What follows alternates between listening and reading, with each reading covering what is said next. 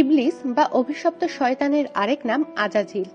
সকল ফেরেশতার নামের শেষে প্রায়ই ইল থাকে, যেটা হিব্রু এল থেকে এসেছে, যেটা আল্লাহকে নির্দেশ করে। সকল ফেরেশতার নামই আল্লাহর গুণ বর্ণনা করে। ইবলিস ছোট থাকতে যখন পৃথিবীতে বসবাস করত, তখন ফেরেশতাদেরকে আল্লাহ পাঠান জিন জাতিকে নির্মূল করতে। জিনরাও রুখে দাঁড়ায়, তবে সেটা ডিটেলস এখানে অপ্রাসঙ্গিক। আমাদের যেটা জানা দরকার সেটা হলো ধার্মিক জিনদেরকে ফেরেশতারা রেহাই দেয়। হযরত জিবরাইল আলাইহিস সালাম এক গুহায় শিশু ইবলিসকে দেখতে পান।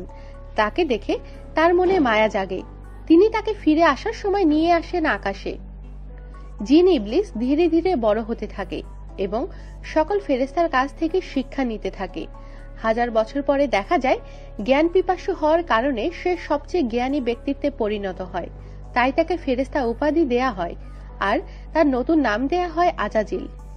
তাই সে জেনেটিক্যালি জিন হলেও ফেরেশতার সম্মান প্রাপ্ত ছিল।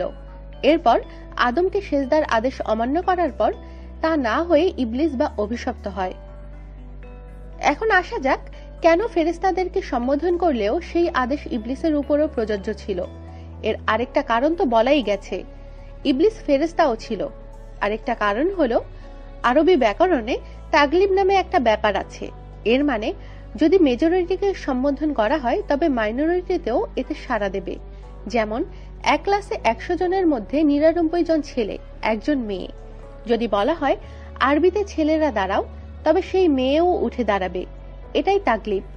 মেয়েকে আলাদাভাবে সম্বোধনের দরকার নেই। সেভাবে কুরআনে আল্লাহ যখন ফেরেশতাদের ডাকলেন তখন আলাদাভাবে জিন ইবলিসকে ডাকার দরকার নেই। যেহেতু আমাদের জানায় ইবলিস আসলে জিন ছিল এবং কুরআনের কোনো আয়াতে আমাদের বলা নাই যে ইবলিস আদৌ ফেরেশতা ছিল, তাই কুরআন মতে এই কথা সন্দেহাতীত যে ইবলিস কোনো ফেরেশতা নয়, জিন। আমাদের সাথেই থাকুন আর সাবস্ক্রাইব করুন।